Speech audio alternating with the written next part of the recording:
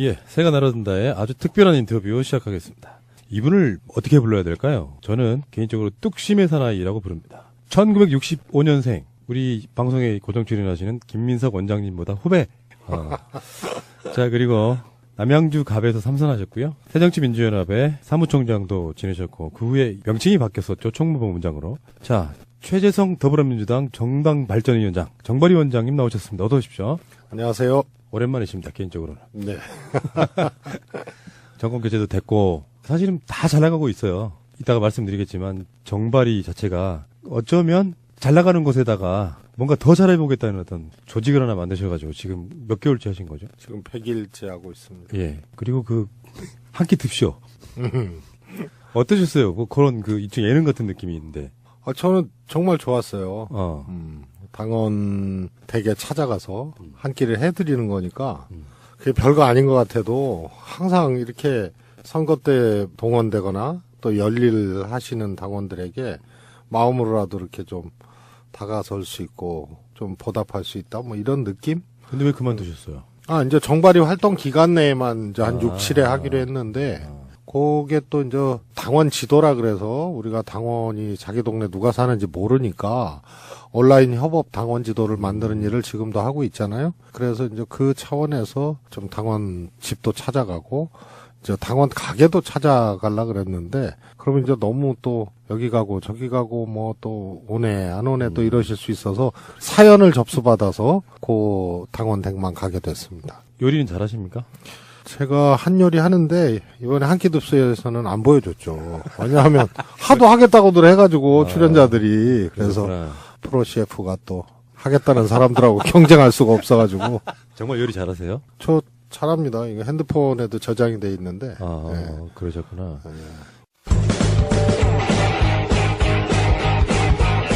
제도로서의 민주주의가 흔들리고 구타는 일은 이제 없습니다. 민주주의가 밥이고 밥이 민주주의가 되어야 합니다. 최재성 의원 그러면요, 이제 아는 사람들만 알아요. 아직까지는 아주 일반인들한테는 최재성 그러면 탤런트만 생각합니다. 그런데 정치를 좀 아시는 분들은 최재성 그러면 다른 표현 잘 안 하고요. 엄지를 세우거나 내리거나. 이거 내리는 분들은 주로 이제 국민의당에 계시는 분들. 예. 이런 분들 이제 엄지손가락을 내리는 경우인데 하나씩 차근차근 한번 여쭤볼게요. 제가 가장 인상적으로 느꼈던 장면은 최재성 의원께서 당시에 더불어민주당의 그 중진들 원로분들 모여 계신 자리에서 폭탄 투척한 걸 한번 본 적이 있거든요. 그 자리 연연하느냐 뭐 이런 식의 그때가 총무본부장 때죠. 네, 그렇습니다. 보통 그러기가 쉽지 않잖아요. 그때 그런 상황이 벌어진 상황을 좀 설명해 주실래요? 원래 이제 당내 정치도 그렇고 정치가 이렇게 흐름에 따라가고 민감하게 돼 있어요. 근데 그때만 해도 이제 문재인 대표 물러가라 또 흔들고 막 이럴 때라서 사실 중진분들도 중재하신다고는 했는데 그때 그 동영상이나 이런 데 보면 탈당하신 분들이 거기 또 꽤 계시거든요. 그러니까 그 흐름으로 쫙 가는 거예요. 그래서 한마디로 문재인 대표 물러나고 그리고 임시전대 같은 걸 해서 지도부 다시 뽑자. 안철수 대표의 주장이거든요. 그랬었죠, 그때. 불가능한 건 이제 탈당 명분으로 자꾸 그렇게 걸었는데 그걸 주장하셔가지고 제가 그건 아니다. 그리고 규칙에도 위반이 되고 그런데 뭐 못 들은 척 하시고 뭐 해서 근데 또 이렇게 딱 보니까 전부 또 지역구도 좋으시고 그래서 나가면 당선되는 것? 네, 그래서 아니 황금지역교회만 안주하신 거 아니냐. 그래서 출마하지 않겠다라고 해서 무슨 헌신 정신이라도 보이면 진정성이라도 인정을 하겠는데 이게 뭐냐 이제 그런 항의를 했던 거고요. 폭탄 투척이 아니고 폭탄을 터트리는 분들을 온몸으로 막 이렇게 막은 강제구소령 같은. 예. 뭐 받아들이기로는 그럴 수도 있는데. 그리고 그게 조금 왜곡된 보도가 있어요. 네. 그때 지도부를 빼고 3선 이상 중진들 모이라 그랬거든요. 근데 저는 지도부가 아니고 총무본부장이잖아요. 네. 참석 대상이었습니다. 그런데 최고위원회가 너무 늦게 끝나가지고 그래서 제가 뒤늦게 이제 가게 돼서 마치 그냥 멤버가 아닌데 회의 멤버가 아닌데 그냥 쳐들어간 걸로 그렇게 좀 왜곡이 됐죠. 소위 말하면 이제 어떤 분들은 문재인 호위무사. 사실 그런 느낌이 없지 않아 있잖아요. 사실 뭐 정치가 스포츠 경기하고는 또 다르잖아요. 그래서 허위무사 뭐 이런 거보다 이제 문재인 대표께서 워낙 또 새로운 정치를 하셔서 과거 정치가 불편했던 거죠. 그래서 그 정치적인 방향 내용에 또 동의하다 보니 그때 뭐 지금 대통령 되시고 뭐 또 되시기 전에 대세론이니 뭐니 해서 또 총선도 이기고 뭐 하니까 그랬던 거지. 그때만 해도 사실은 소위 이제 문재인 대표 가까이 계셨던 의원들조차도 거의 이렇게 삽박근을 놨던 그런 상황이거든요. 그래서 유난히 이렇게 좀 호위무사처럼 보이는 그런 거 아니었나 싶습니다. 예, 호위무사의 결정적인 모습은 아마 20대 불출마. 총선 승리를 위해 헌신하겠습니다. 국민이 외롭습니다. 이명박 박근혜 정부 8년의 실패는 국민의 삶을 고단하게 만들었습니다. 야당인 새정치민주연합은 지루한 정쟁과 개파 갈등, 무기력함으로 국민의 삶을 외면하고 있습니다. 죄송하고 또 죄송합니다. 큰 변화에는 더 큰 헌신이 필요합니다. 우선 제가 가진 것부터 내려놓고자 합니다. 저는 20대 국회의원 총선거에 출마하지 않겠습니다. 헌신으로 혁신하고 헌신으로 통합하겠습니다. 나가면 당선되는 사람인데도 쉽지 않았을 거라고 보고 오죽했으면은 우리 방송 나오신 최민희 의원이 정발이 위원장 맡았다는 소식을 듣고 하셨던 말씀이 있어요. 처음에는 그런 얘기가 나왔었잖아요. 지방선거 룰도 만들 거다. 그 지방선거 룰을 만들면 또 본인 성격에 나 안 나간다고 이야기할 거면 예를 들어 경기도지사라도 한번 선수 중에 한 명인데 또 못 나가게 생겼네. 뭐 이런 식으로 평가를 하시더라고요. 정치인한테 현역이 아닌 것만큼 치명적인 건 없잖아요. 사실은. 당선될 수 있는데도 불구하고. 그러면서 지금의 더불어민주당이 50% 넘는 지지율을 얻게 된 배경에는 문재인 대표 시절에 당의 혁신. 근데 그 혁신의 숨은 주역이시잖아요. 여러분들은 다 문재인 대표 시절에 문재인 대표가 다 했다 생각하지만 사실은 최재성 의원 없었으면 불가능했다고 봐야죠. 맞습니까? 저도 그렇게 생각합니다. 이런 거 좋아요. 이제 이거잖아요. 손바닥도 마주쳐야 되고. 문 대표께서 확실하셨어요. 소신이. 특히 정당 현대화. 그다음에 이제 뭐 온라인 당원, 또 정당 플랫폼, 네트워크 정당 이런데 확실하셨고 공천도 대표가 하는 공천이 아니고 시스템이 하는 공천.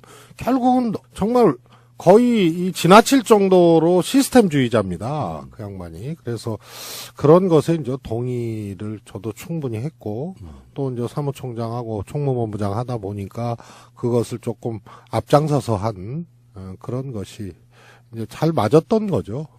그 트위터의 프로필에 보면은 본인이 잘하는 거 이렇게 써놨어요. 우리 위원장님이 대화, 연설, 축구, 요리가 나오네요. 이 정도면 정말 잘하는 거예요. 그러니까 뭐 TV 같은데 옛날에 명사들의 요리 이래가지고 유명한 사람들 나와서 뭐 떡볶이, 김치찌개 하면은 저거는 요리에서 빼야 된다. 그렇죠. 그건 요리가 아니죠. 자다가 왼손으로 할 수 있는 거를 어떻게 요리라고 하냐. 방송 오랫동안 몇 년 동안 들으신 분들은 제 특기 중에 하나가 요리라는 거라. 그래요? 진짜 요리 프로는 저 같은 사람이 하는 거예요. 우리 지기 싫은데. 예. 나중에 요리 프로를 하나 만들어 볼까. 어쨌건 정치 카피, 뭐 집권 전략, 제가 여쭤보려고 했던 거는 번개예요, 번개. 번개가 뭐예요? 어떤 의미의 번개예요? 그러니까 모임 갑자기. 그런 걸 되게 좋아하시는구나. 예, 많이 했습니다. 저. 아마 제일 많이 했을걸요? 정치인 중에. 혹시 민주정편 하시면서도 번개 하신 적 있으세요? 번개 많이 했죠. 왜 하신대요, 이거는 근데? 좋잖아요. 그리고 얘기할 수 있고. 젊으셨을 때 채팅 많이 하셨어요? 아니요. 그거 원래 채팅 용어잖아요, 이게. 번개가요? 예. 네. 그렇습니까? 채팅하다가 갑자기 만나는 거. 요게 번개죠. 근데 한 가지만 아시는 거죠. 네. 번개는 거의 일상적인 그런 이제 모임을 갑자기. 거기서 나온 용어예요, 그러니까 어쨌든. 번개란 말은. 번개탄도 있고. 그건 국정원 영역이고요. 번개 부대도 있고. 뭐, 많죠, 뭐. 그렇게 따지면. 근데 여기서 마지막 끝줄에 나와 있는 단어를 한번 읽어드려 볼게요. 의리는 생명줄. 보통 정치인들이라는 게 자기의 이득을 버리고 살신성인하기가 쉽지가 않잖아요. 위원장께서 보여주는 모습 중에 대표적인 게 저는 의리라고 생각해요. 의리. 국민에 대한 의리. 한참 힘들어했던 지금 정말 잘하고 있는 문재인 대통령에 대한 의리. 그 대신 이제 그러다 보니까 또 그렇게 서로 신뢰를 지켜야 될 정도의 교감을 하는 분들이 많지는 않죠. 근데 불출마하고 그 자리에다가 조홍천은 들어간 거죠. 그래서 다 현역으로 지금 막 국회에서 왔다 갔다 하고 막 그러고 한 1년 반 지났어요. 어떠세요? 후회 안 하십니까? 아니, 저는 원래 지나간 일에 대해서는 뭐 왜 회고하거나 반추하지는 않겠어요. 그러나 그걸 후회를 한들 뭐하고 또 할 아니, 일을 또 왜 합니까? 그때 나갈 걸. 뭐 지금 갖고 나갈 걸. 그래서 제가 가끔 그런 얘기하죠. 그런 말씀 하시는 분들한테. 그래서 다음 주쯤에 불출마 취소 기자회견이나 하려고 생각 중이다. 뭐 이렇게. 저는 제가 꽤 이렇게 고민하고 제 나름대로는 진정성 있게 했던 선택이라서 그렇지 않습니다. 그리고 주홍천 의원이 또 전혀 뭐 남양주로 또 출마하시리라고는 예상을 못했는데 영입된 분 아니에요. 예. 그러니까 문 대표 물러나시고 김종인 비대위 체제가 들어왔는데도 영입되신 분들이 탈당 과정에서도 당 지지율을 오히려 반등시키는 그런 아직 계기가 된 특이한 경우거든요. 그래서 이분들은 삶을 바꾼 거 아니에요. 직업도 바꾸고. 그러니 공천을 받아야 되는데, 그리고 문 대표 떠나시고 공천 받는데 심부름하고 상담하고 뭐 같이 고민해주고 이런 거를 했어요. 출마 안 한 것도 뭐 거시기 하지만 그런데 이제 조홍천 후보 같은 경우는 사실 제가 보기엔 공천을 안 줄라 그랬었던 것 같아. 그때 비대위에서. 그러다 보니 누가 봐도 남양주에는 좀 잘 안 어울리잖아요. 그렇죠. 네? 우리가 도농 통합도시고 네. 나간다면 서울 뭐 이럴 텐데. 마포가 딱 좋은데. 네, 그런데 남양주로 나가게 된 그런 또 숨겨진 또 스토리가 있습니다. 그 당시 분위기 제가 아는데 박주민 의원이 그 당시에 이제 영입돼가지고 네. 우리 방송에 몇 번 나온 적이 있었거든요. SOS를 쳤어요. 네. 김종인 비대위 시절이니까 공천을 안 해주려고 한다. 방송이라도 좀 하게 해주라. 자, 잠시 후에 다시 좀 더 깊은 얘기 나누겠습니다. 자, 인터뷰한 오늘이 정무수석이 발표가 됐어요. 제가 방송하다 보면 방송 다 들으시는 분들 아시겠지만 최근에 이제 우리 강기정 의원도 저희들 고정 멤버로 방송하시거든요. 언론에 보면은 정무수석 후보들 해가지고 이렇게 강기정, 뭐 최재성 또 등등등 여러 분들이 하마평에 올랐는데 혹시 정무수석 제의가 갔었나요? 저는 사실 대통령 선거 끝나고 네. 제가 아무것도 하지 않겠다고 글을 한번 올리고 보도도 좀 됐었죠. 임명직. 네네. 그때 이미 뭐 여러 가지 얘기가 조금 있었는데 제가 정중하게 마다하고 당과 그다음에 선출직 했던 사람들은 정치적 영역을 확대하면서 정권의 성공을 돕고 또 재집권 준비하고 이러는데 직접적으로 이렇게 현장이나 이런 데 나서야 되는 거 아니냐. 그래서 아마 청와대나 임명직 이런 데는 좀 맞지 않는 것 같다라고 이미 대통령께도 뭐 말씀을 드렸고 공개적으로도 했기 때문에 이번에는 뭐 그런 게 사실 언론 보도일 뿐이지 오갈 수 있는 얘기가 오갈 수 있는 상황이 아니죠. 강기정 의원을 더 사랑하시나 본데요. 강기정 의원은 정무수석 제의가 왔다고. 그래서 본인이 고사를 하셨다고. 네. 뭐 고사를 한 것 같아요. 예. 사실은 저는 이렇게 봐요. 정무수석은 두 가지 중에 하나의 장점이 있어야 된다고 생각해요. 하나는 지금 의원님처럼 아예 벅심인 사람. 이렇게 숨소리만 들어도 기분 나쁘구나. 내가 이거 이렇게 해야지 이런 느낌이 가진 사람 하나. 아니면 아예 모르는 사이인데 정치적 발이 대통령하고는 완전히 다른 쪽에 있는 사람. 그래서 보완해 줄 수 있는 사람. 그 정도라고 보는데 지금 현재 시기에서는 어떤 정무수석이 더 어울립니까? 뭐 오늘 발표가 났죠. 네. 저는 우선은 역대 정무수석 중에 요 직전 정무수석이었던 전병헌 수석 케이스 같은 경우가 없었던 것 같아요. 삼선의 원내대표하고 정무수석 고유의 임무가 대통령처럼 무엇을 결정하고 혹은 당대표처럼 뭘 이렇게 이 한 당의 수장으로서 이렇게 이 상대당을 상대하고 이런 게 아니고 그야말로 정무 보좌하는 역할이거든요. 그런데 너무 몸무게가 무거웠다. 전병헌 수석 경우에는. 그러다 보니까 3선급으로 또 찾은 거예요.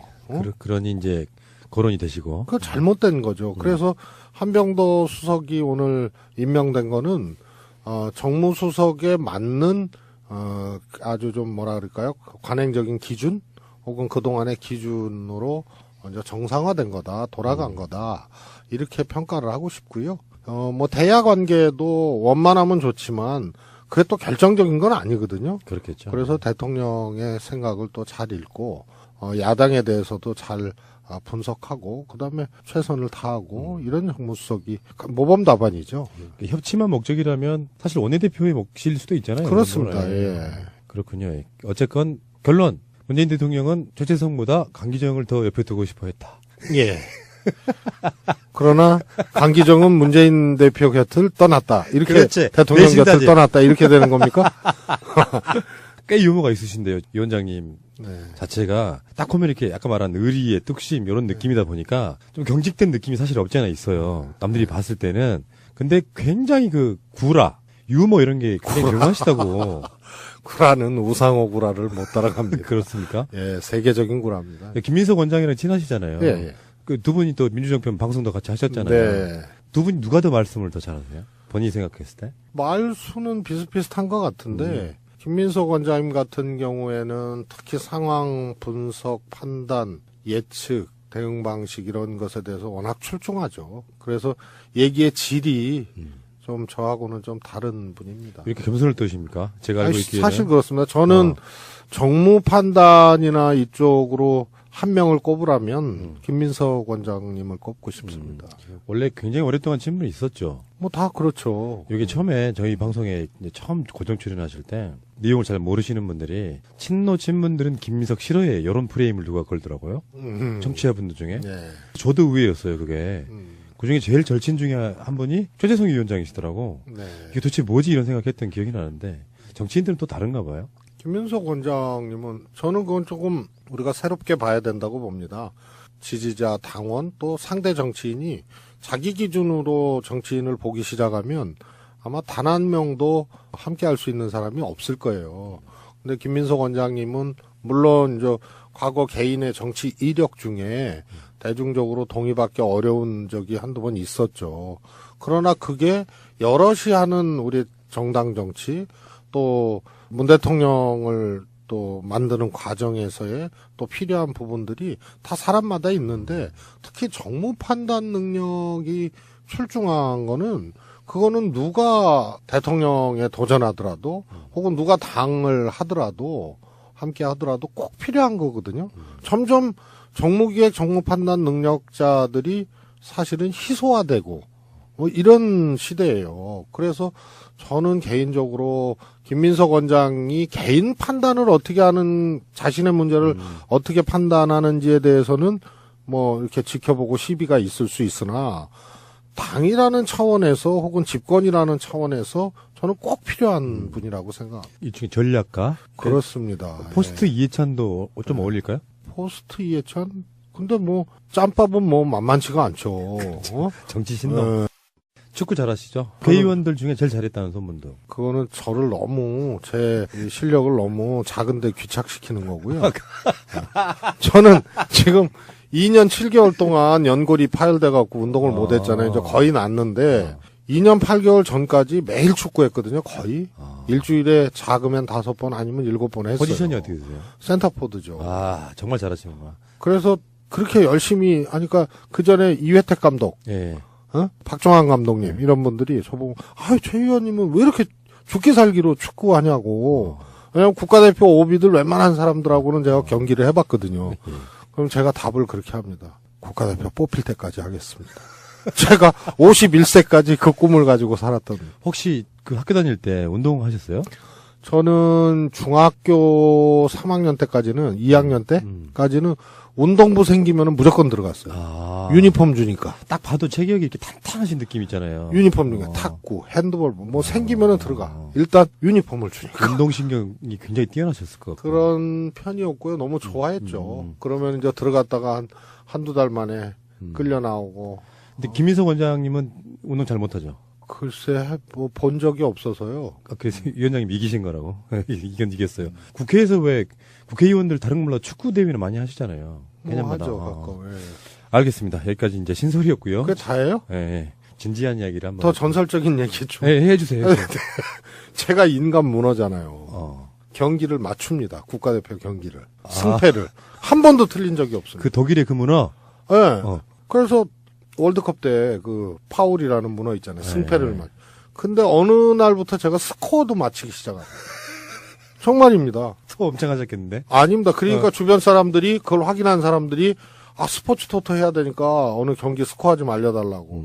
그럼 제가 영험이 떨어져서 안 된다. 그런 삿된 곳에 제가 쓰면. 근데 실제로 제 컨디션하고 국가대표 성적하고 비례합니다. 그래서 제가 부상 2년 7개월 중이라 그랬잖아요. 슈틀리케 감독이 오셨을 때 초반에 잘했어요. 그러니까 야 이번에 슈틀리케 잘할 것 같다고. 아니다. 꼭 그렇지는 않다. 왜 그러냐. 내가 부상 중이다. 그 보따리 쌌잖아요. 정말입니다. 인천 아시안게임 결승전 스코어도 맞췄습니다. 제가. 어떻게 이런 얘기를 이렇게 정말 정색하고 하세요? 그러니까 이게 실패하는 거예요. 상대방이 처음 보는 사람은. 사실이니까 그렇습니다. 네, 처음 보는 사람은 긴장해요. 우상호 전 원내대표님처럼 좀 이렇게 쫙 설렁설렁하게 얘기하면은 거기는 조금 거품이 있거든요. 예, 그렇죠. 네, 저는 액면 그대로 예. 사실입니다. 자, 너무 신소리 시간을 많이 보낼 거예요. 국민들은 국가의 존재 이유가 무엇이냐고 물었습니다. 어려울 때 국가가 지켜주고 있다는 믿음을 주어야 합니다. 그것이 국가의 존재 이유입니다. 자, 정발 이야기를 본격적으로 한번 시작해 볼게요. 정당 발전위원회가 인터뷰하시는 오늘이 사실은 원래 마감 예정일이었어요. 근데 연장됐다면서요? 네, 그렇습니다. 지금 예산 정국이 또 간단치 않잖아요. 그래서 2일 날이 법정 기간인데 넘길 것도 같고 예. 쉽지 않은 상황이라서 최고위 의결하고 의총하고 이럴 수 있는 환경이 아니지 않느냐. 그런 정발위 내부에서도 그런 제기가 있어서 예. 12월 15일까지 일단 연장을 하기로 했습니다. 예. 그래서 12월 2일 예산 과정을 좀 보고 그 뒤로 의결 절차를 하기로 했습니다. 사실 정당 발전위원회라고 하는 게 이제 다른 정당 조직 같으면 혁신위원회 이런 건데 대선에까지 이겨서 잘 나가고 있는 정당에 혁신이 필요할까? 이게 국민적인 어떤 의문점이었고 거기에 대한 나름대로 쉴드는 잘 나갈 때일수록 더 혁신하자 요구 아니었어요. 그렇습니다. 근데 혁신이라고 부르기에는 마치 대선에 패배한 것 같은 그런 느낌도 좀 들고 그래서 박차를 한번 가해보자는 의미에서 명칭이 바뀐 거죠. 혁신위원회로 해도 되는데요. 예. 그것도 저는 조금 뭐랄까요? 착시? 혹은 그런 거라고 보는데요.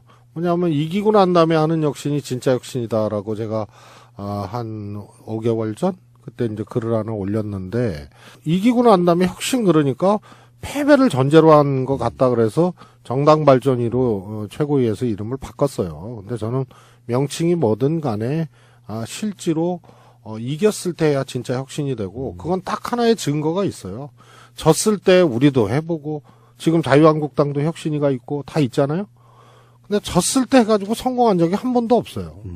그거는 살기 위해서 보여주기식 혁신이기 때문에 본질하고 무관한 그렇죠. 그런 쇼잉이나 포퓰리즘에 해당하는 주장만 하다가 끝나는 거죠. 그래서 진짜 혁신 한번 해보자. 그래서 명칭하고는 상관없는데요. 제가 봤을 때는 민주당 구성원들 중에 그래도 역시 혁신을 해본 사람만이 고기 먹어본 사람처럼 그러니까 문재인 대표 시절에 혁신을 주도했던 느낌이라 사실은 당에서도 그 자리를 만들면서 위원장으로 최재성을 생각하면서 만들었을 것 같아요. 사실 그런 얘기 들어보신 적 있어요? 그거는 들어본 적도 있지만 그거는 당연하지 않았나. 오늘 나 왜 그러지? 그러니까 성공한 그러니까. 혁신의 사례자가 바로 앞에 있는데 네. 더구나 현역도 아니어서 지금 팅팅 놀고 있는데 당연히 혁신위원장을 뜻하는 정발위원장을 저는 시켰을 거라고 보고요. 저도 기꺼이 했고요. 하고 싶었습니다. 왜냐하면 정권 교체하고 제가 임명직 어려울 때는 몰라도 임명직 안 하겠다라고 이제 했잖아요. 그게 결국은 당이 중요하고 정치가 중요한데 정권 교체했다고 정당이 바뀌고 정치가 만족할 정도로 바뀐 게 아니니까 이게 이제 우리가 할 일이다 하고 그런 뜻에서도 그런 글을 올렸었던 거거든요. 그런데 이기고 난 다음에 혁신할 수 있는 기회가 왔잖아요. 그러니까 기꺼이 한 거죠. 지금 말씀하신 것 중에 일부는 거짓말이 있을 걸로 봐요. 아, 그래요? 왜냐하면 위원장님 때문에 우리 방송이 중단된 적이 있어요. 예? 무슨 말씀인지 저는 모르겠어요. 거짓말하면 얼굴 빨개지는데. 그러니까 홍익인간데요. 김현, 김민석 두 분이 나와서 방송을 하세요. 네. 그때가 일요일이었는데 갑자기 전화가 왔어요. 전화 거신 주체가 바로 위원장님이세요. 네. 그래가지고 뭔가 되게 뿔이 많이 났다. 최재성 위원장이. 네. 그 중간에 김민석 원장님만 따로 나가서 만나러 가셨어요. 그래서 방송이 중간에 중단됐다니까요. 아, 그랬어요? 막 시작할 때 뭔가 이렇게 아. 좀 뭐 잘 안 맞는 부분들이 있으면 그런 과정을 거치잖아요. 그렇죠. 네, 그래서 아까 뭐 100% 말씀하시길래 분명히 아니, 갈등이 저- 있었을 텐데. 그거는 갈등하고 또 다른 거죠. 그거는 혁신이 자체, 정발이 자체를 저는 정말 하고 싶었고, 이렇게 봐도 저변이 없잖아요. 그러니까요. 예. 그래서 네. 그 과정에서 뭐 주파수가 안 맞고 이런 거야. 뭐 고치면 되니까요. 그런데 하나 더 있어요. 예. 문재인 대표 시절에 그래도 진일보한 정당으로 우리가 맞습니다. 진화했거든요. 그게 안 보이는 것 같아도 지금은 이제 입증이 되잖아요. 흔적이 있잖아요. 그래서 온라인 입당이 그렇고 그때 이미 정책 마켓을 저희들이 했었고 그다음에 시스템 공천 뭐 이런 것들이 다 이제 혁신의 과정이고 그러면서 당이 근저가 이렇게 확 바뀐 겁니다. 지금. 그러다 보니까 당원이 이렇게 쭉 올라오고 이 계기가 됐던 온라인 입당이 지금 160만까지 뭐 지방선거 수요도 있습니다만 해놓으니 정치인들만의 개파 투쟁이나 이런 걸로 당을 끌고 나가고 결정하고 정치가 이루어졌던 것이 상당히 지금 무너졌습니다. 그런데 그때 문재인 대표 시절에 못다한 혁신이 있죠. 그걸 더 구조적이고 더 본질적으로 해야 되는데 한계가 있었습니다. 그걸 다시 올곧게 할 수 있는 기회가 왔는데 기꺼이 할 수밖에 없죠. 160만 당원이라 그러셨는데 불과 며칠 전에 제가 들었을 때 150만이었거든요. 그러니까 네. 그만큼 빠르게 증가하고 있다는 건데 네. 실제로 예전 같으면은 권리당원이라고 하는 분들이 기껏해야 몇만 명 정도에서 머물렀던 그렇습니다. 시절이잖아요. 전체적인 큰 틀은 이렇게 저는 보거든요. 정당 발전위원회든 혁신위원회든 결국에 위원장님 같은 분들의 평상시 그 살아온 어떤 이력상 결국엔 그거 아니에요. 당원이 주인 되는 당. 그래서 그게 저변이 넓어지고 사람들이 많아지면 그 당은 무너질 수 없다 이거 아닙니까? 그렇습니다. 네. 예. 그러려면 당원들에게 권한을 줘야죠. 지금은 이제 위임한 것을 갖고 지도부나 소수 정치인들이 하는 거잖아요. 그것을 조금 더 뭐라 그럴까요? 거칠게 하는 게 이제 개파 정치를 하는 거고요. 그런데 당원들에게 주권을 확대시켜주면 행사할 수 있게 해주면 안 떠날 거 아니에요. 그게 100년 정당이죠. 대충 계산해 보셨을 것 같은데 160만 당원을 현재 국회의원 선거구로 나누면 한 선거구에 한 2, 3천 명 정도 되나요? 이거 더 되죠. 더 됩니까? 한 6천 정도 될 거예요. 와, 벌써 그렇게 늘었단 말이에요? 6천 정도 되죠. 정말 실질적으로 정당 당원들이 공천할 수 있는 거기에 지금 다가가고 있는 거네요. 양질 변화가 가능한 거죠. 예전에 유시민 의원 소위 말해서 개혁당의 정당 개혁 그리고 나중에 이제 통합을 했잖아요. 그때 열린우리당 내에서도 선출하는 대의민주주의를 하자. 이게 유시민 개혁안의 요체였습니다. 그러니까 전당대회 대의원도 기간당원들이 선출하고 지금의 권리당원을 기간당원이라고 했죠. 그리고 중앙위원도 선출하자. 그래갖고 저 같은 경우도 어느 동에 할당된 3명의 대의원을 9명이 뽑은 적이 있어요. 양이 안 되는 거야. 기간당원 수가. 그러니까 그걸 선출하는 대의 권력 만드는 것도 어려웠던 거죠. 그런데 지금은 160만 명이니까 선출할 수가 있는 거죠. 근데 우리 지금 중앙위원회, 전당대회, 그 다음에 시도당 상무위원회가 의사결정 기관이거든요. 예. 그런데 선출 안 하잖아요. 그냥 대표자가 대표자를 만들어서 대표자끼리 해버리는 그러네요. 거예요. 국가도 선출하잖아요. 국회의원 선출하는데 유권자 배제합니까? 전 유권자가 투표해서 그때 대의 권력이 출발할 수 있는 명분과 힘이 생기는 건데 선출하지 않는 권력으로 하는 거죠. 그러니까 지금 위원장님 말씀하신 거 보니까 기존에 있던 민주당에도 기득권이신 분들은 정말 싫어하시겠다. 근데 왜 그런 얘기 하세요? 아니, 그러니까 그게 개혁이잖아요. 기득권에 안주해 있는 사람들은 또 그렇게 해서 뭐 지금 이번에 김대중 노무현 두 대통령을 거치는 과정 속에 이번 대선은 정말 잘했다 그러거든요, 일단은. 네. 그것들이 다 1차 문재인 대표 시절의 혁신으로부터 시작된 어떤 그 느낌 속에 지금 계속 굴러오고 있는 거잖아요. 사실은 민주당 정권 교체와 문재인 대통령과 또는 지금 160만 당원의 음수 사원이 조태성 위원장이신 거예요. 자부심 가셔도 되는데. 근데 저는 현역 의원님들한테도 이번 혁신은 좋다고 생각합니다. 잘못된 관성과 그로 인한 문화 때문에 그게 더 좋은 걸로 과거가 더 좋은 걸로 생각하는데 생각해 보십시오. 지금 당원 주권이 안 돼서 소수 계파 정치 내지는 소수 지도부 정치로 충돌하게 되면 그 당권을 잡으려고 죽을 둥 살 둥 싸우는 거 아닙니까? 그러다가 한 칼에 그냥 날아가잖아요. 공천도 못 받고 혹은 또 정치적으로 잘못되고. 그래서 너무 불특정한 변수에 좌우지되는. 그리고 공천룰도 마음대로 바꾸잖아요. 그러니까 세상에 선수들이 룰미팅 하면서 시간 다 보내고 삿바 싸움하는 거는 아마 그러니까요. 우리 당 뺀이 없을 거예요. 새누리당도 2대 3대 3대 2 이 대통령 선출 룰이 벌써 10년 넘게 유지됐는데 우리는 그때그때 달러. 그러니까 룰미팅에 목숨 걸어요. 이런 정치보다 당원에게 결정권을 주고 주권을 주고 그런 정치 잘하면 혹시라도 누가 변수로 털어내려 그래도 당원들이 지켜줄 수 있고 이런 정치가 정치인들한테도 훨씬 더 좋은 겁니다. 사실은 민심을 제대로 읽은 사실상의 유일한 정치인. 아니, 문재인 대통령. 그분은 빼고요. 그래도 그렇게 얘기하시면 안 됩니다.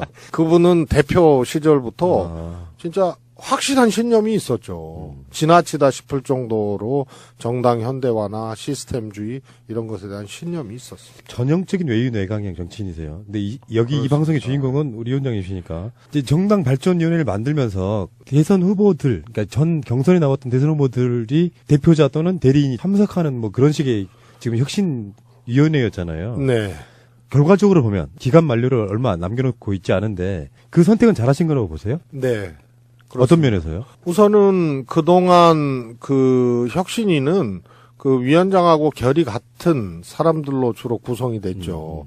그러니까 혁신위에서 혁신안을 결정하는 데는 큰 문제가 없었어요. 그러나 혁신이 바깥으로 나가면 최고위도 논쟁을 하거나 토론해야 되고 뭐 당무위도 있고 또 의원총회에서 또 찬반으로 또 나뉘고 막 이런 과정들이 기다리고 있잖아요. 근데 말씀드렸다시피 이번에는 본질적이고 구조적인 혁신에 도전한 거거든요. 그럼 반대가 더 많을 거 아닙니까? 당연하죠. 그러니까 우리 정당 발전이 안에 처음으로 통합형 구성을 해서 어렵더라도 여기서 나온 안이 명분과 힘을 갖는 그런 방법을 택한 거죠. 어느 계파로 분류되는 사람이 정당 발전위원장을 했다면 정치권은 그런 거잖아요. 계파나 이런 정파 이런 것들은 상대방이 뭔가를 하게 되면 의도를 의심하잖아요. 지들끼리 유리한 룰 만들려고 저런다. 그래서 아예 이제 대선에 나왔던 경선 후보들 쪽의 어떤 그 의견을 취합하기 위해서라도 필요했다. 그래서 결론적으로 어떻게 회의나 뭐 어떤 추진할 때 있어가지고 굉장히 많은 분란이나 논란 같은 건 안 생겼어요? 토론이 아주 많았고요. 저희가 한 23차례 했고요. 또 따로도 얘기를 하고 그래서 우선 혁신 안에 바로 들어간 것이 아니고 우리가 해야 될 정당 정치, 민주당 정치 그 구조가 어떤 원리로부터 시작되는가를 제법 격조 있게 논의를 했습니다. 그 이재명 시장은 잘 출석하셨나요? 모범생이었죠. 직접 들어가신 분은 좀 특이한 케이스잖아요. 대선 후보였는데. 사실은 제가 다 직접 요청을 했죠. 아, 나머지 분들은 대리인 보내신 거구나. 이제 한 분은 좀 멀고 한 분은 또 그러네. 또 광역단체장이고 이러니까. 근데 저는 이재명 시장님이 제가 그런 얘기를 했어요. 한 우산 아래 경쟁. 이게 좋다. 그 한 우산은 대통령도 아니고 개파 보스도 아니고 당대표도 아니고 당원이다. 거기에 동의를 하더라고. 그게 논란이 됐을 때 그 위원장님의 트윗이 이렇게 있습니다. 본질적이고 고강도의 혁신안을 마련조차 못하거나 성공시키지 못하면 저도 이재명 시장님도 끝입니다. 사사롭게 임한다면 큰일은 물론 시장도 어렵습니다. 호랑이 등에 올라탔습니다. 굉장히 비장하네요. 그렇죠. 그래서 결국은 잘한 거다라고 보시는 그렇습니다. 거예요? 예. 이 시장님이 안 하나하나의 문제 이전에 무엇을 하려고 하는지에 대해서 저하고 얘기 과정에서 많이 동의를 했습니다. 제가 그런 얘기를 했죠.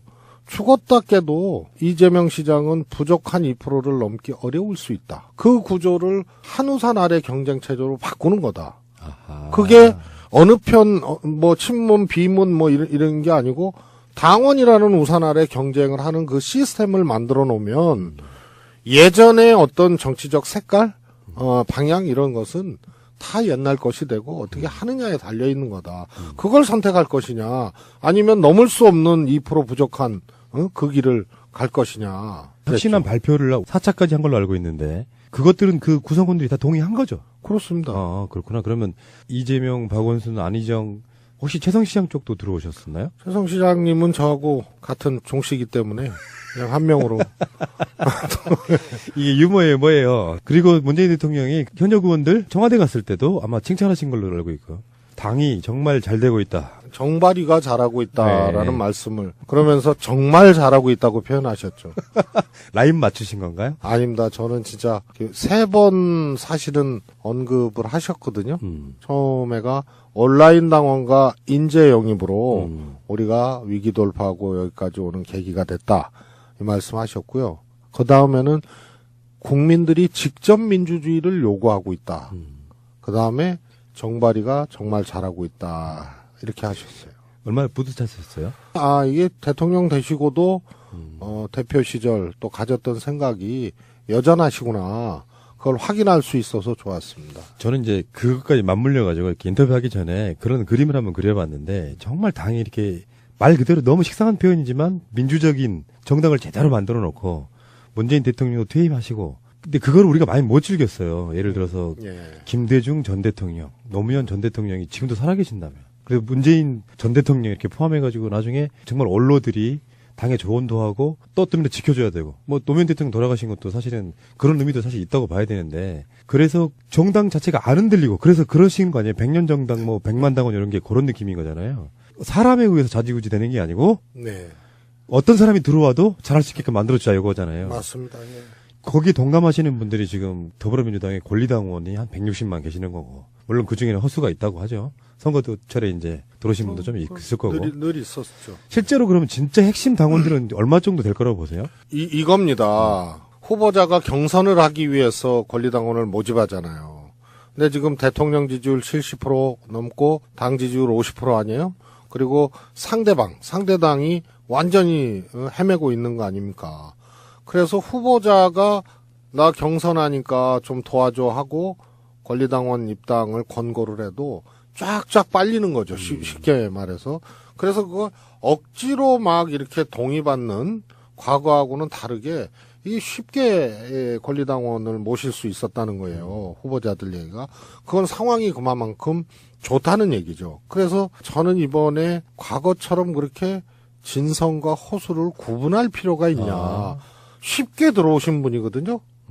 거기에는 누가 권고를 한 거는 있지만, 그러네요. 예, 이 환경이 쉽게 들어오고 동의하는 환경을 만들었기 때문에 오히려 그게 잘 된 거다. 굳이 구분할 필요가 없지 않느냐. 과거와는 다르지 않느냐.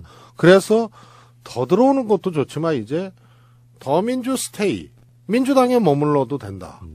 그러려면 왜, 어떻게 권한을 주는 거죠. 그래서 한 달에 한두 번씩 무언가 중요한 사안에 대해서 토론하고 결정할 거리가 있어요. 그런데 이게 과거에 텔레비나 신문에서 봤던 정치인들끼리 싸우고 막 목숨 걸었던 일을 내가 이제 투표해서 결정을 해. 그러면은 안 나가는 거죠. 문재인 대통령 뽑히던 바로 그 경선이 사실은 완전 국민 경선이었잖아요. 그렇습니다. 권리당원으로 불리우는 열성적으로 활동하시는 분들이 한 200만 명 있으면 사실 그렇게 할 필요가 없잖아요. 두 가지 다 해도 되죠. 네. 사실 2002년 노무현 대통령을 배출했던 당내 경선 있지 않습니까? 그때가 굳이 얘기하면 국민 참여 경선이었습니다. 그런데 그 이후로 이번 대선까지는 그냥 국민 경선, 당원이고 국민이고 선거인단 신청하면 1인 1표. 그러다 보니까 또 열성적인 당원들이 불만을 가지는 것도 있었거든요. 왜 1인 1표냐. 그런데 이미 이제 그것은 우리 당에 어떻게 보면 전례처럼 돼 있어서, 또 2012년 문재인 후보가 공천을 받았을 때, 대통령 후보 됐을 때도 이번과 같은 방식이었거든요. 그래서 업기가 어려웠는데, 만약에 당원이 100만 이상 되고 투표권을 행사할 수 있다 그러면 제가 보기엔 더 많은 국민이 참여하겠죠. 그러니까 훨씬 더 우리가 선거인단 풀이나 외연들이 넓어져서 본선에 굉장한 에너지를 줄 수 있는, 그래서 출발이 당원이고 지지자인 거죠. 지금까지 4차 발표를 하셨는데 그중에 굉장히 많은 안들이 나왔어요. 이게 다 실현된다고 하면 정말 이 당은 제가 봤을 때 전 세계에서 가장 선진화된 당이라고 보는데요. 문제는 지금 그런 내용들이 사실 당 차원에서 의결된 건 사실상 지금 아직까지는 없는 걸로 알고 있고요. 근데 그중에 그 많은 안들 중에, 그러니까 정당 발전안, 개혁안들 중에 쇼킹했던 거 몇 가지만 여쭤볼게요. 시간상 이거 다 여쭤볼 수는 없고. 우리 방송으로 나갔던 것들 중에 하나가 뭐였냐면은 현역 의원도 이제 전략 공천은 없다. 경선을 치르고 올라와야 된다. 이게 일단 아니에요. 실질적으로 이게 이루어지기는 굉장히 힘들 것처럼 보이거든요. 누가 봐도 잘 나가는 사람이고 그런 사람이면 굳이 경선으로 힘을 뺄 필요도 없는 거거든요. 근데 그게 위원장님 생각이신 건가요? 네. 그게 그렇게 하는 게 맞다고. 예. 우선은 현역 의원 기득권이 있는 건 사실 아니에요. 그리고 우리나라처럼 또 원에는 사무실도 못 갖고 지구당이 합법화가 안 돼 있고 현역 뭐 의정 보고에 뭐 정치 후원금 모금에 뭐 여러 가지가 있죠. 그런데 현역들은 평가를 받잖아요. 그래서 그것도 이번에 감점제로 바꿨는데 현역이 무조건 경선에서 신인이 현역을 이기면 신인은 단기적으로 부양이 돼서 본선 경쟁력이 생겨요. 그래서 현역을 단수 공천하는 것도 안 되고 그 전략 공천으로 한 사람을 박는 것도 하지 말자. 그래서 경선을 거스를 수 없는 큰 원칙으로 하면 살아남는 현역은 경쟁력이 있으니까 살아남는 거고 감점당하고 신인 가점돼서 엎어지는 현역은 신인이 본선 경쟁력을 하게 되는 오히려 디딤돌이 되는 거거든요. 그래서 현역이라는 이유로 단수 공천 받는 거는 원천적으로 봉쇄해 놓고 그 이전에 경선으로 전략적으로 잘 돌파하는 그런 튼실한 정당이 되자는 큰 틀을 먼저 이해를 하고 현역 경선 의무화를 바라보시면 좀 해석이 될 것 같습니다. 같은 맥락으로 비례대표 선출권도 국민한테 주겠다. 그렇습니다. 예. 그게 실제로 이루어진다면 정말 재밌을 것 같아요. 출마한 사람들을 놓고 당원들이 결정한다면 굉장히 많은 의미가 있어 보이는 게 김종인 비대위원장이 칸막이 공천이라 그래서 1번부터 몇 번까지는 자기들끼리 움직이고 자기 측근들 꽂아놓고 이런 방식으로는 사실 누가 봐도 좀 빈정거릴 수밖에 없었거든요. 사실 문재인 대표 시절에 시스템 공천의 하나의 방식으로 구상을 했었던 거죠. 그러나 이제 안 됐잖아요. 물러나시면서. 그래서 그걸 조금 더 정교하게 그렇게 한 거다 이런 거고요. 다만 외교안보나 경제처럼 특수한 분야 또 지도부가 전략상 필요한 거 이거는 20% 선에서 보장을 해주고 예를 들어서 당선 가능한 의석수 예측이 20석이다 그러면 6석 정도는 이제 이 지도부에 맡기고 네. 14석은 분야를 특정해서 그냥 사이트에 입후보 하는 거죠. 사이트에. 나가봐야겠다. 나오세요. 컷오프도 있습니다. 거기. 그런데 사이트에 입후보를 해. 일정 양식에 따라서. 그리고 당에서 공통 질문을 해. 그 분야에서. 그리고 본인이 잘할 수 있는 거를 내. 그러면 한 달 동안 그냥 질문 배심원단이 계속 질문을 해. 그걸 보고 토론에 참여를 해요. 그리고 투표하는데 한 명을 뽑는 게 아니고 2명 이상을 뽑아서 중앙위원회나 당으로 올리는 거죠. 그러면은 이미 진열할 상품을 국민들이 뽑는 거죠. 당원 그리고 자연스럽게요. 그 과정에서 검증도 돼요. 검증되죠. 네. 뭐 아무리 무슨 뭐 청와대 뭐 인사 시스템이네 뭐네 해도 청문회에 보면은 국민들이 찾아갖고 뭔가를 전해주는 게 가장 정확하더라고요. 뭐 제가 네. 보기에는 최소 50만 명 이상은 참여하지 않겠습니까? 지금 추세로 보면은 그러면 50만 명이 뭐 다는 아니겠지만 그래도 눈 부릅뜨고 한 달 동안 토론 진행하고 질의응답하고 이렇게 되면 제가 보기에는 현미경 검증이 안 될 수가 없죠. 위원장님은 지금 만약에 위원장님이 이제 그 남양주에 지역구를 내려놓고 정우천 의원과의 관계도 참 애매하겠다 나중에. 왜요? 어쨌건 간에요. 정우천 의원은 얘기하고 청렴한 사람이라니까요. 제가 어디 다니면 맨날 얘기하잖아요. 저 정말 열심히 했어요. 정우천 당선을 위해서. 그러니까 그 이야기 나중에 하시자고요. 명절 때 연락이 없다니까. 마음이 너무 불편하실 것 같아서 넘어가고요. 왜요? 다음에 이제 한 2년 반 후에 정리를 해야 되잖아요. 어떻게 됐든 간에. 그렇지 않습니다. 그 얘기 나중에 하시고요. 네. 그러니까 최재성 위원장님이 만약에 권리 당원들에 의해서 뽑히는 거잖아요. 그러면 여기 이 비례대표 시스템에 가면은 기호 2번 잡겠다 이런 말씀드리는 거예요, 지금. 유머였는데. 저도 정색하고 말씀 한번 드려봤어요. 정말 참 이거 아재 개그 영역도 아니고 서로 똑같습니다, 지금. 혹성탈출이야. 뭐 당원 모임에다가 대의원 추천권도 부여하겠다. 이런 것도 네. 있었고요. 저는 이런 게 좋더라고요. 애플리케이션 기반의 정당 구축. 네. 여기 아까 말씀하신 거랑 연관이 좀 있을 것 같아요. 그렇습니다. 예를 들면은 내 지역에는 당원이 누가 있나부터 시작해서 당원 가게는 어디에 있나 당원들끼리 친목이 굉장히 강화되는 측면도 있을 것 같고 이건 굉장히 신선한 아이디어처럼 보이고요. 이것도 있습니다. 주요 당직 겸직 금지. 네. 큰 거죠. 설명 좀 해주세요. 우리 당의 의사결정 체계는 물론이고 집행 체계의 골목마다 현역들이 있습니다. 시도당위원회도 현역, 중심축이요. 중앙위원회, 전당대회 다 현역들이 구성합니다. 영향도 제일 크고요. 이것을 이럼에도 불구하고 집행체계도 현역들이 하거든요. 사무총장을 왜 현역이 해야 됩니까? 대변인을 꼭 현역이 해야 됩니까? 그렇죠. 홍보위원장을 왜 현역이 해야 됩니까? 그래서 원내를 강화하고 원내에서 더 열심히 뛰시고 여기는 오히려 우선 하루 종일 근무가 안 되잖아요. 사무총장이 얼마나 중요한데. 그런데 현역이 하다 보니까 아무래도 우선 근무 시간부터 안 돼. 근데 인사재정 뭐 그걸 총괄을 하잖아요. 공천 총괄하고. 엄청나게 중요한 자리인데 의정활동하고 지역구 가고 뭐 이게 되겠습니까? 그래서 이걸 과두제 철칙이라고 그러는데 엘리트들이 계속 과점을 하게 되는 거예요. 그래서 정당사에서 굉장히 불가능한 영역이었습니다. 과두제의 철칙을 깨는 것이. 그래서 독일 3인당도 겸직금지 조항이 있었는데 제도권에 들어가면서 이게 없어졌어요. 근데 우리는 겸직이 가능했던 지나치게 가능했던 정당인데 오히려 이것을 거꾸로 깨는 그런 겁니다. 그래서 그냥 현역 아닌 사람들이 하면요 더 잘할 수 있고 더 열심히 할 수 있죠. 그런데 여기서 추가 하나 할게요. 제가 항상 불만했던 것 중에 하나예요. 불만이었던 것 중에.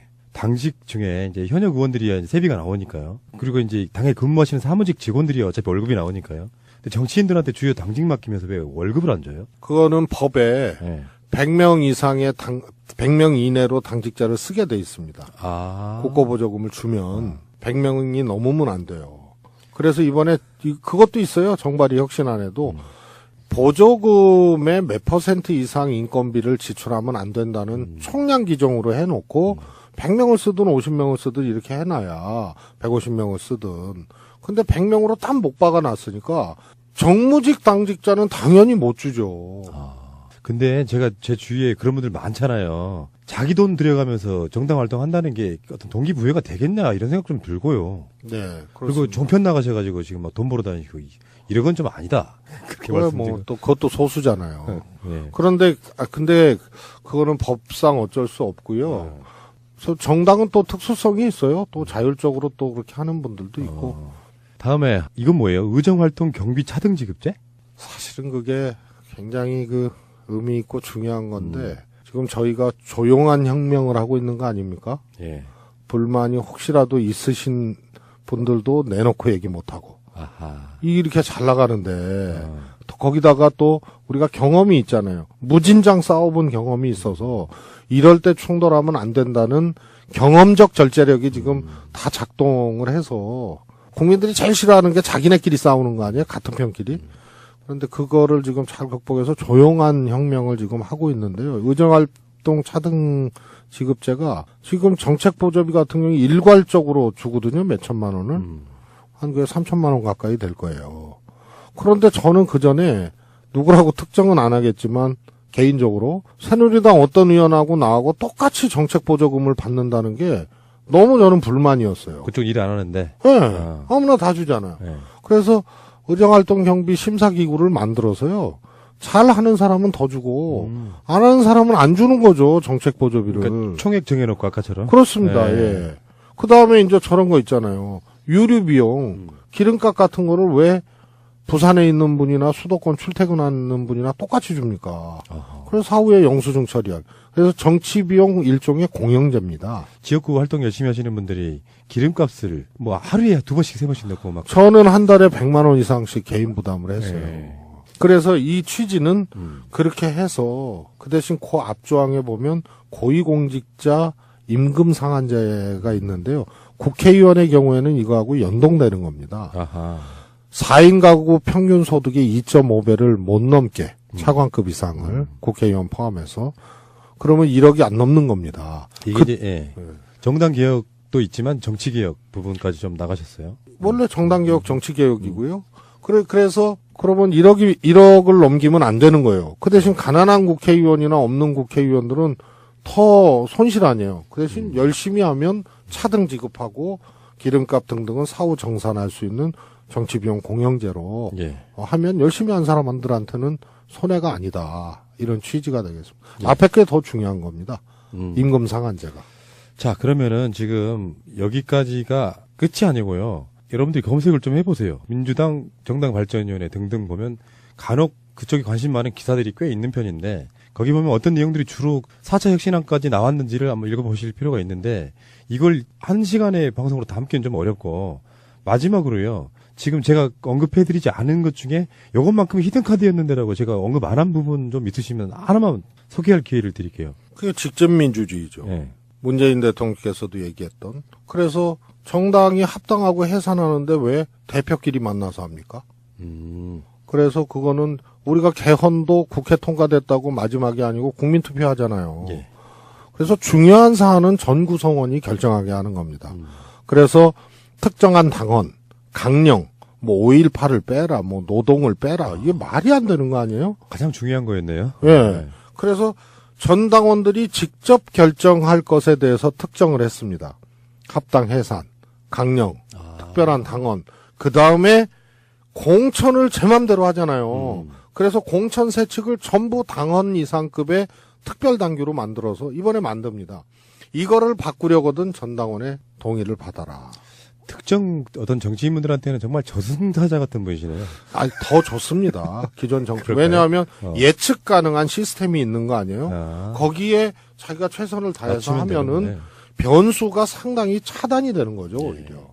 더불어민주당 지지율이 50%에서 거의 빠질 생각을 안 해요. 그러면 이제 내부 구성원들 중에 야, 잘 나가고 그러는데 굳이 이렇게 이를테면 그분들은 그걸 분란이라고 말할지도 몰라요. 잘 만들어진 시스템이었으니까 우리가 지금 정권도 잡았고 지금 잘 나가고 있는데 왜 여기를 중간에 또 무슨 뭘 건드려 이렇게 하시는 분들이 있을 수 있단 말이에요.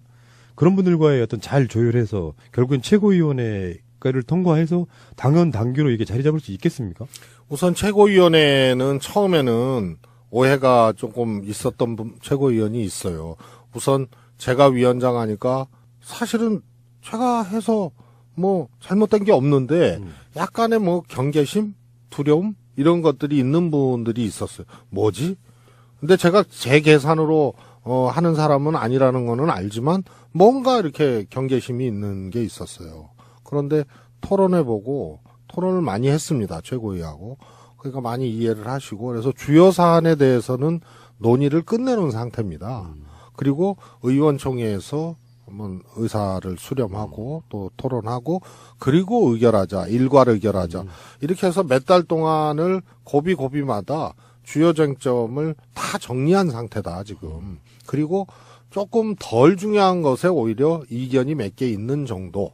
이런 정도로 보시면 되겠습니다. 그래서 저는 희망적으로 봅니다. 그 문재인 대표 시절에 개혁했던 것 중에 지금 말씀하시니까 떠오르는 얘기가 있는데 각 시도당 위원장들이 최고위원 당연직으로 올라가잖아요. 네. 그거 없애겠다는 것도 안 중에 하나셨어요. 그렇습니다. 예. 그건 해보시니까 저도 그런 예상을 한번 한 적이 있어요. 뭐냐면은 정치적 비중들이 솔직히 말씀드릴게요. 예전 같으면 이렇게 스타급 국회의원들 이런 분들이 최고위원회도 같이 포진해 있으면 이렇게 그림이 좀 되는데 어떤 경우에는 너무 정치 신입급들도 막 최고위원회에 들어가 있으니까 뭐랄까 최고위원회의 무게감이 좀 떨어지는 건 사실이더라고요. 네. 그런 느낌도 있으시지 않았어요? 뭐 그런 것도 있고요. 우선은 선출되지 않은 최고위원 아니에요. 시도당 위원장으로 선출됐지 최고위원으로 뽑아준 게 아니거든요. 당원들이. 그럼 그때 그 룰을 만드실 때는 위원장님이 안 계셨나요? 아니요. 있었고 혁신위에서 했는데요. 애당초는 권역별 최고위원제로 직접 선출을 하자였습니다.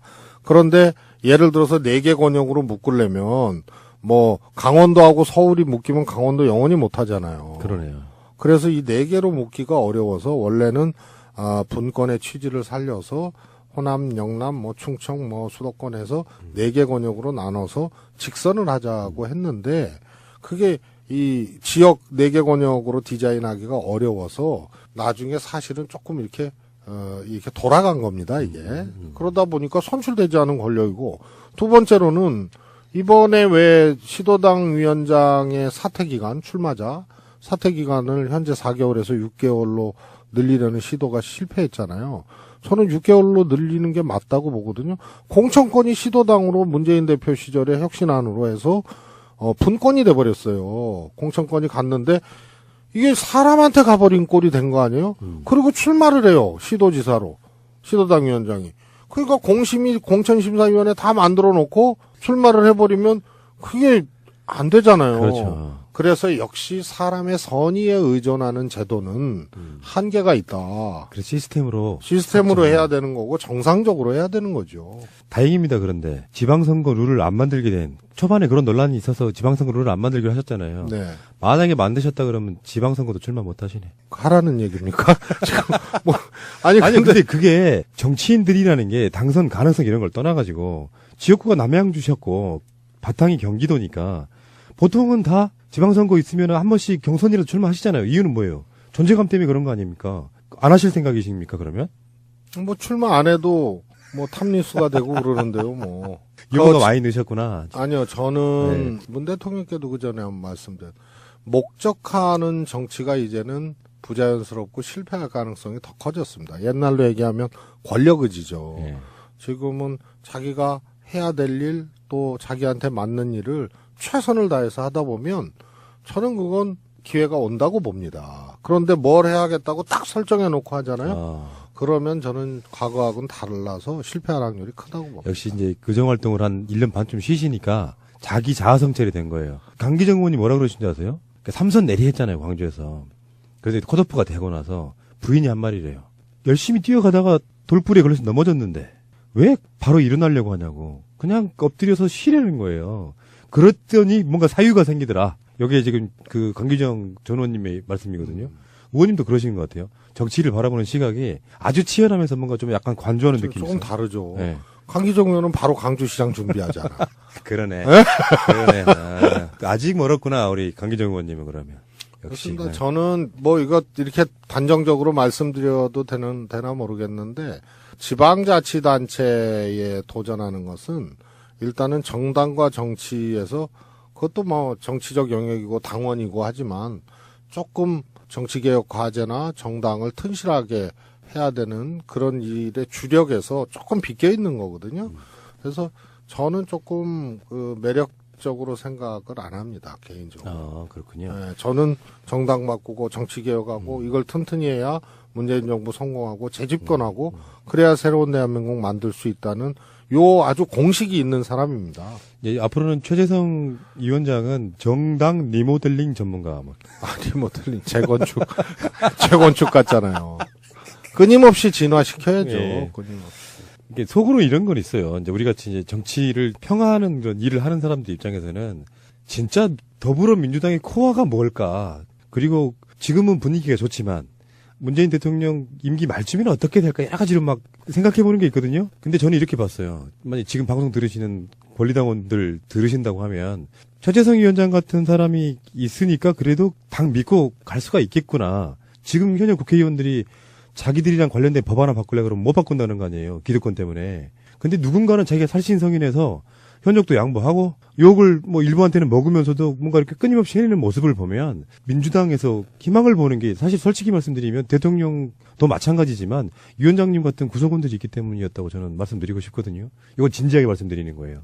당연하시죠? 네, 뭐 저도 그냥 그게 소신처럼 되어버렸어요. 그러면 그 이제 마지막 질문에 가까운데 제가 정치 일정을 봤을 때 내년 지방선거가 굉장히 중요해졌습니다. 이게 개헌도 걸려 있고 그리고 그 지방선거 지형에 따라서 정치권도 어마어마한 흑폭풍이 불 거라고 보는데 내년 지방선거 전망은 여전히 더불어민주당의 압승 그게 유효합니까? 전체적인 흐름은 그럴 수밖에 없지 않나 싶습니다. 특히 정치가 상대적이기 때문에 저희라고 뭐 국민들의 기대치를 그대로 퍼펙트하게 만족시킬 수 있는 정치 집단은 아니죠. 그러나 상대방이 너무 지금 어려운데 황당한 길을 가고 있어서 아마 우리가 지난 10년 넘게 겪었던 인물난 또 정책 부재 뭐 이런 것을 훨씬 더 어렵게 겪을 수밖에 없다. 근데 박근혜 전 대통령의 최대의 폭탄이 뭐냐면 보수를 기반으로 하고 있는 새누리당에 던진 폭탄이에요. 그렇죠. 그래서 그냥 완전히 구도를 개멸시켜버린 거거든요. 이거를 복구가 안 되니까 미니멈 정치를 하고 있는 겁니다. 그러니까 점점 극우화되고 그게 홍준표 대표 워딩이나 뭐 정치를 보면 정우택 다 비슷하지 않습니까? 이게 아주 기본 구명포트 하나라도 가지고 살려는 요 베이스를 만들기 위해서 몸부림치는 최소한의 정치거든요. 그래서 내년 지방선거는 새누리당이 어렵다. 다만 집권당 아니에요. 기대치가 높고 지지율이 높으면 그거보다 더 기대치가 있는 거거든요. 국민들이. 그러면 몇 군데에서 우리가 지면 저 어려운 환경에 자유한국당을 이 살게 되느냐, 혹은 우리가 압승했다고 얘기하지 못하느냐, 이거를 우리는 잘 헤아려야 된다고 봐요. 맞습니다. 저도 그 이야기를 몇 달 전에 한 적이 있는데 반전 효과라는 게 있어서 이기는 건 네. 당연한데 네. 생각지도 못한 데에서 몇 군데를 졌어. 그러면 홍준표 대표의 자유한국당은 선전, 우리는 높은 지지를 무색하게 어디서 패배, 이런 거 아닙니까? 한 군데만 있어도. 그게 뭔지를 제거시켜주는 거. 네. 거기다가 지금 다당체계 아니에요.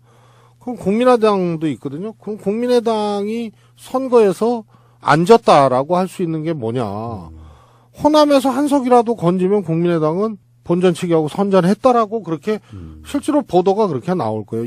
요 지점은 우리가 잘 설계를 해서 최선을 그렇죠. 다하는 거죠. 여기서 잘 컨트롤해 가야죠. 요 체제가 깨지지 않게끔 하기 위해서. 알겠습니다. 첫 방송에서 이렇게 케미가 잘 맞기가 어려워요. 저랑 잘 맞으시는 분이세요. 그동안 고정하는 강기정, 최민희 의원님 뭐 이런 분들한테 다 똑같은 말로 얘기했죠? 아니요, 전혀 그렇지 아니, 않습니다. 안 그렇습니까? 전혀 그런 이야기 해본 적이 없어요. 그분들은 제가 케어하는 분들이고 이 위원장님한테 한수 배우고 싶어서 그렇습니다.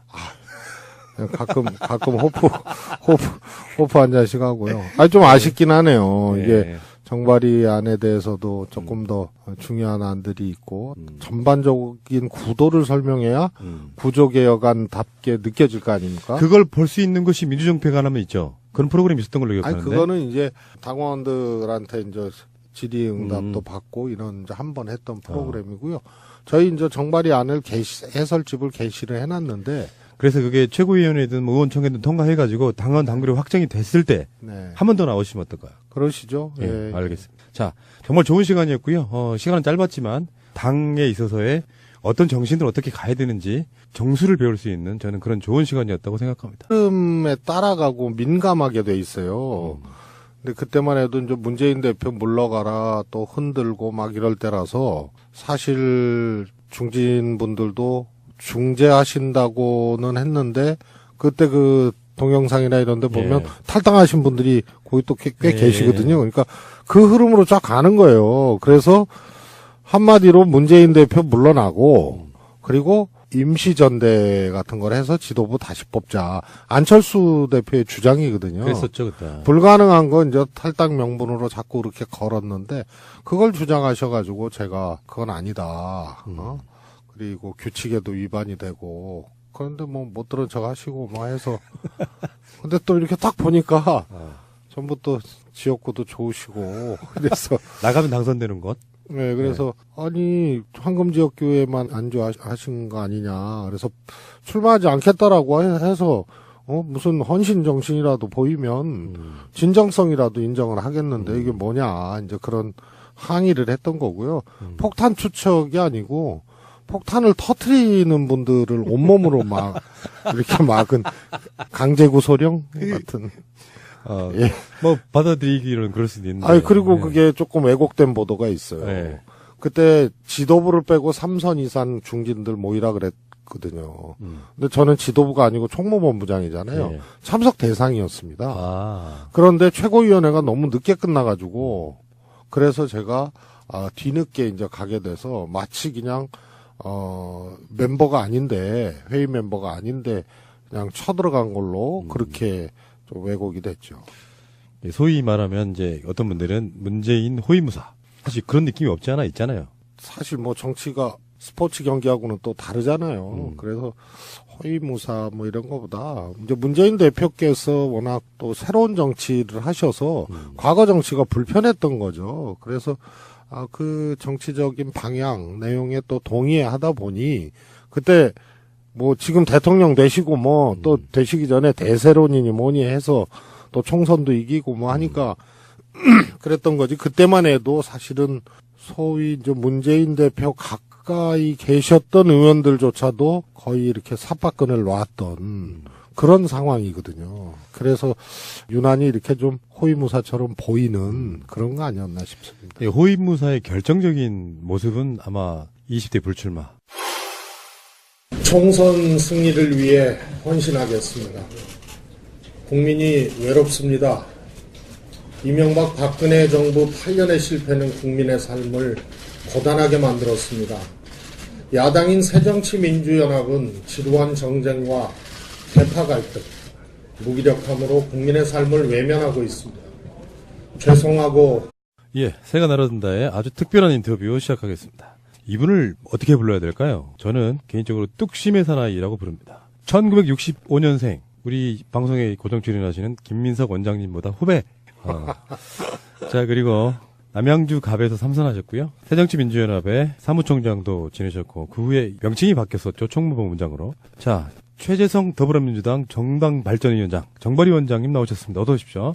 안녕하세요. 오랜만이십니다, 개인적으로는. 네. 정권 교체도 됐고, 사실은 다 잘 나가고 있어요. 이따가 말씀드리겠지만, 정발위 자체가 어쩌면 잘 나가는 곳에다가 뭔가 더 잘해보겠다는 어떤 조직을 하나 만드셔가지고 지금 몇 개월째 하신 거죠? 지금 100일째 하고 있습니다. 예. 그리고 한 끼 득쇼. 어떠셨어요? 그런 이쪽 예능 같은 느낌이 있는데. 저는 정말 좋았어요. 당원 댁에 찾아가서 한 끼를 해드리는 거니까 그게 별거 아닌 것 같아도 항상 이렇게 선거 때 동원되거나 또 열일 하시는 당원들에게 마음으로라도 이렇게 좀 다가설 수 있고 좀 보답할 수 있다 뭐 이런 느낌? 근데 왜 그만두셨어요? 이제 정발위 활동 기간 내에만 이제 한 6, 7회 하기로 했는데 그게 또 이제 당원 지도라 그래서 우리가 당원이 자기 동네 누가 사는지 모르니까 온라인 협업 당원 지도를 만드는 일을 지금도 하고 있잖아요. 그래서 이제 그 차원에서 좀 당원 집도 찾아가고 이제 당원 가게도 찾아가려 그랬는데 그러면 이제 너무 또 여기 가고 저기 가고 뭐 또 오네 안 오네 또 이러실 수 있어서 사연을 접수받아서 그 당원 댁만 가게 됐습니다. 요리는 잘하십니까? 제가 한 요리 하는데 이번에 한 끼 둡스에서는 안 보여줬죠. 왜냐하면 하도 하겠다고들 해가지고 출연자들이 그래서 그렇구나. 프로 셰프가 또 하겠다는 사람들하고 경쟁할 수가 없어가지고 정말 요리 잘하세요? 저 잘합니다. 이거 핸드폰에도 저장이 돼 있는데. 네. 그러셨구나.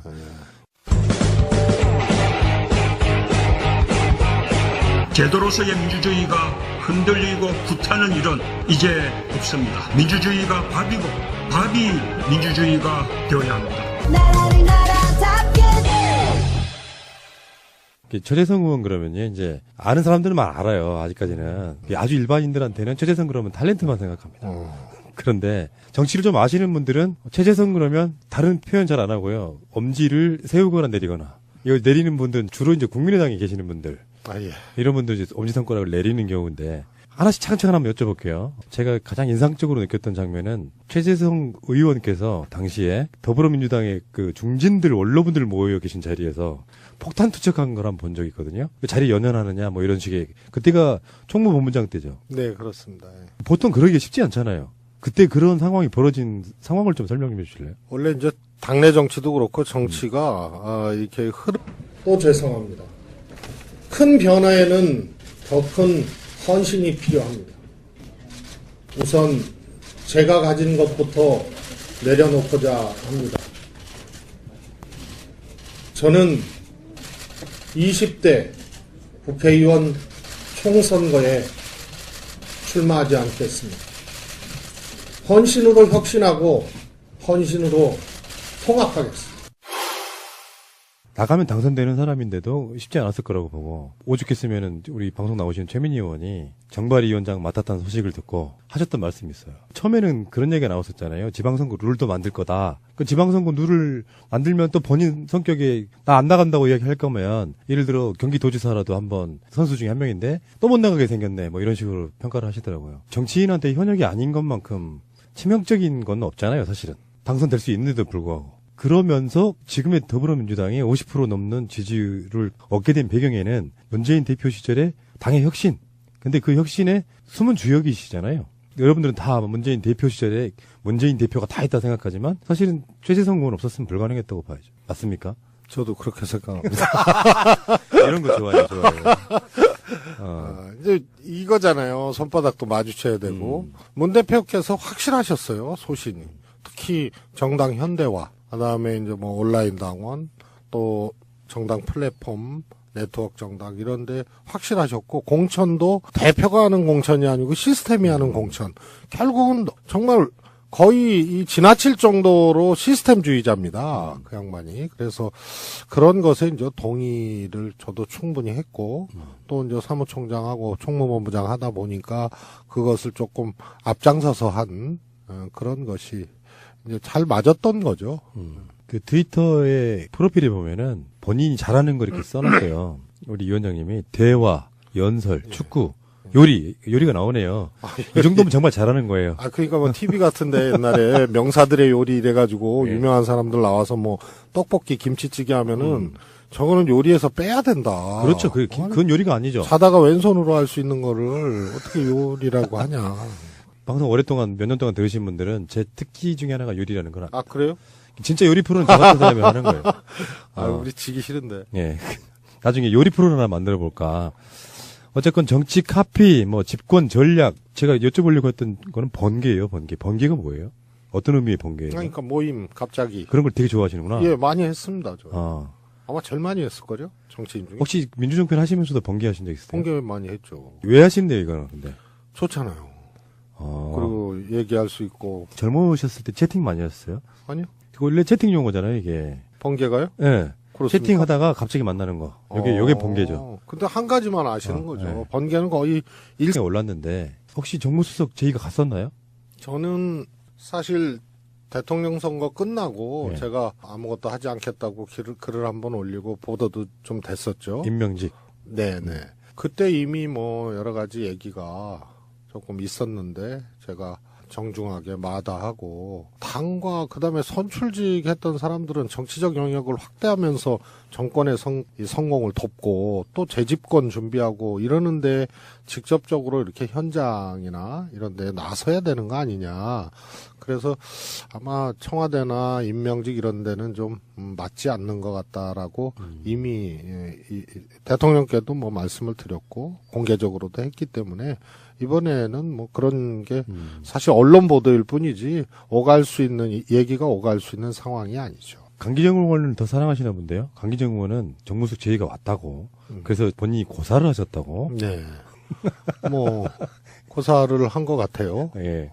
사실은 저는 이렇게 봐요. 정무수석은 두 가지 중에 하나의 장점이 있어야 된다고 생각해요. 하나는 지금 의원님처럼 아예 복심인 사람. 이렇게 숨소리만 들어도 기분 나쁘구나. 내가 이거 이렇게 해야지 이런 느낌이 가진 사람 하나. 아니면 아예 모르는 사이인데 정치적 발이 대통령하고는 완전히 다른 쪽에 있는 사람. 그래서 보완해 줄 수 있는 사람. 그 정도라고 보는데 지금 현재 시기에서는 어떤 정무수석이 더 어울립니까? 뭐 오늘 발표가 났죠. 네. 저는 우선은 역대 정무수석 중에 요 직전 정무수석이었던 전병헌 수석 케이스 같은 경우가 없었던 것 같아요. 삼선의 원내대표하고 정무수석 고유의 임무가 대통령처럼 무엇을 결정하고 혹은 당대표처럼 뭘 이렇게 이 한 당의 수장으로서 이렇게 이 상대당을 상대하고 이런 게 아니고 그야말로 정무 보좌하는 역할이거든요. 그런데 너무 몸무게가 무거웠다. 전병헌 수석 경우에는. 그러다 보니까 3선급으로 또 찾은 거예요. 그러니 이제 거론이 되시고. 그 잘못된 거죠. 그래서 한병도 수석이 오늘 임명된 거는 정무수석에 맞는 아주 좀 뭐라 그럴까요? 관행적인 기준 혹은 그동안의 기준으로 이제 정상화된 거다. 돌아간 거다.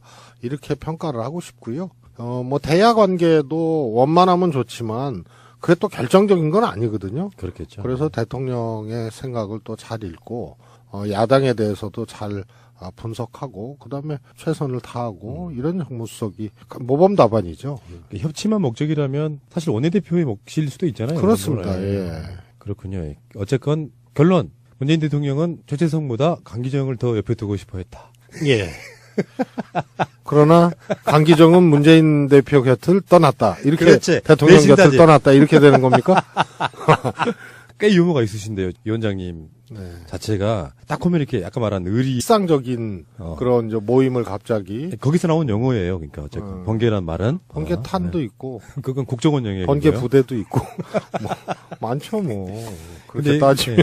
근데 여기서 마지막 끝줄에 나와 있는 단어를 한번 읽어드려 볼게요. 의리는 생명줄. 보통 정치인들이라는 게 자기의 이득을 버리고 살신성인하기가 쉽지가 않잖아요. 위원장께서 보여주는 모습 중에 대표적인 게 저는 의리라고 생각해요. 의리. 국민에 대한 의리, 한참 힘들어했던 지금 정말 잘하고 있는 문재인 대통령에 대한 의리. 그 대신 이제 그러다 보니까 또 그렇게 서로 신뢰를 지켜야 될 정도의 교감을 하는 분들이 많지는 않죠.